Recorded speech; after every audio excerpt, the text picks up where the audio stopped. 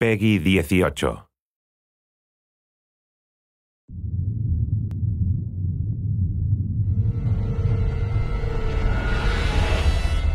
Hey everybody, Zachary Levi here in downtown San Diego at Comic-Con, more specifically at Nerd HQ, which is the epicenter of all things Tomb Raider.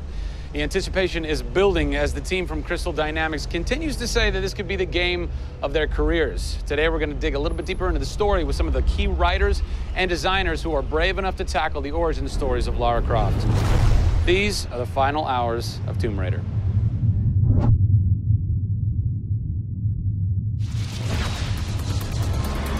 We're in downtown San Diego. We're at Nerd HQ.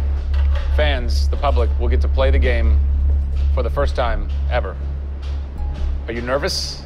This is the most nervous time of the entire game.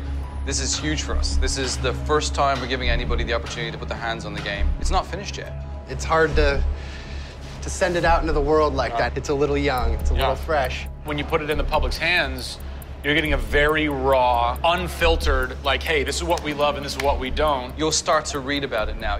You'll start to see it online. You'll start to get people's perspectives.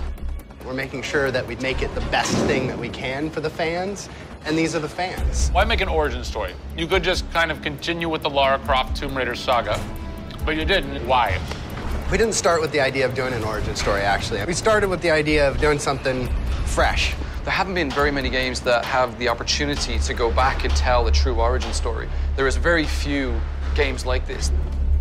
In the history of the Tomb Raider franchise, there has not been a female lead writer until now, Rhianna Pratchett. For me, I didn't think of it like we needed a female writer to do that.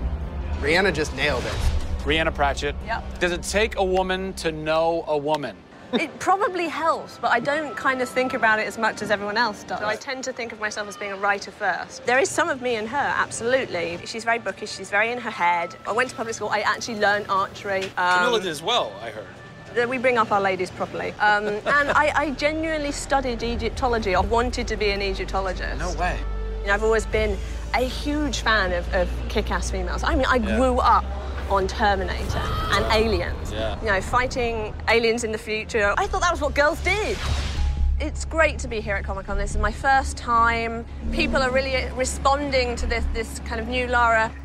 The fans have been great. They've been very supportive. I want to kind of live up to their expectations. I grew up going to fantasy and science fiction conventions. Now here I am looking at a Tomb Raider poster on the side of a building for a Tomb Raider game I have written. Can't quite process that, but it's very cool. Lara's actions affect her character and her emotional state, and so the first kill for us was a big thing.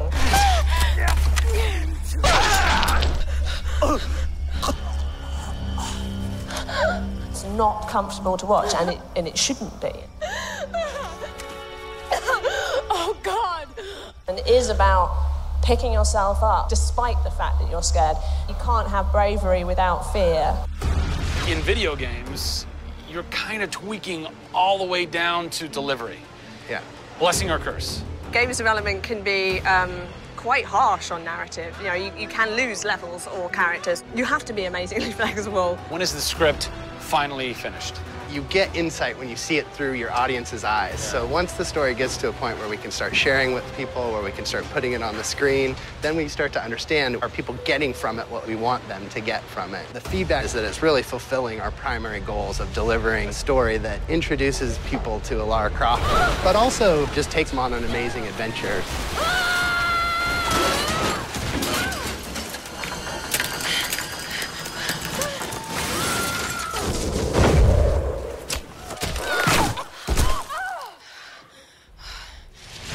John Stafford, you're kind of the dialogue typist, word monkey. The words that you've been speaking for so long. Yes. Are from this everything man. that I've been through that's been extremely emotionally draining and painful, I have him to blame for. So we'll have words later about it. What were the challenges stepping into the heart and mind of a character like Lara Croft, who we've known for quite some time? Yes. Players' expectation is... You want to just jump right in, guns blazing? Controller, I'm awesome. I'm awesome. We want that. That's what video games basically allow gamers right? to feel. I am awesome. Challenge for me is to show her vulnerable. We're shipwrecked on an island inside the Dragon's Triangle. Still have a very playable game, but also show real emotional character. It's very difficult to do that in game. Please come and get me. You can do this, Slaughter. When you have really extreme circumstances, you have really extreme emotions. What the hell? Can't hide from me, outsider! It's all about her survival. She's basically willing to do whatever it takes.